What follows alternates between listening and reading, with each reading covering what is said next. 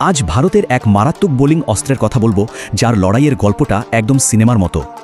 গল্পের শুরুটা পাঞ্জাবের খুব সাধারণ একটা গ্রাম খরড় থেকে।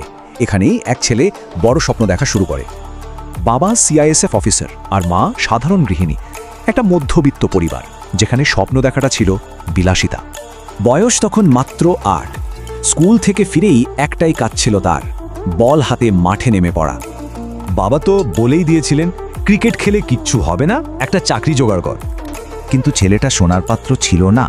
বাবার বারণে জেদটা যেন আরও বেড়ে গিয়েছিল। রাতের পর রাত শুধু ক্রিকেট ভিডিও দেখা, খাওয়া, ঘুম সব কিছুর কেন্দ্রে ছিল ওই একটাই জিনিস, বল। আর এই আগুনটাই প্রথম নজরে পড়ে চণ্ডীগড় ক্রিকেট একাডেমির কোচদের। ওনারা দেখেই বুঝেছিলেন ছেলেটার হাতে আগুন আছে, শুধু একটা সুযোগ দরকার। আর সুযোগ আসতেই একাডেমি থেকে সোজা ইন্ডিয়া U19 আর তারপর সোজা বিশ্বকাপ জয়। খরড়ের সেই সাধারণ ছেলেটা এক ঝটকায় হয়ে গেল দেশের তারকা, নাম ছড়িয়ে পড়ল সবখানে।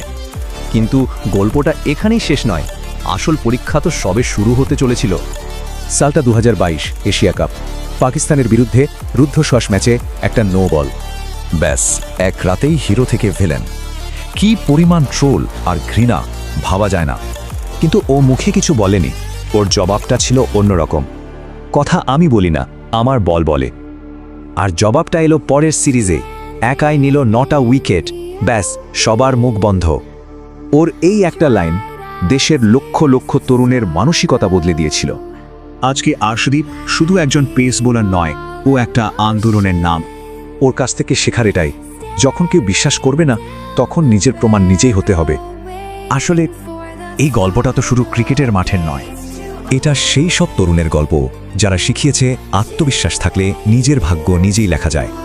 এখন প্রশ্ন একটাই, জীবনে সমালোচনা এলে জবাবটা কি হবে? কথা নাকি কাজ?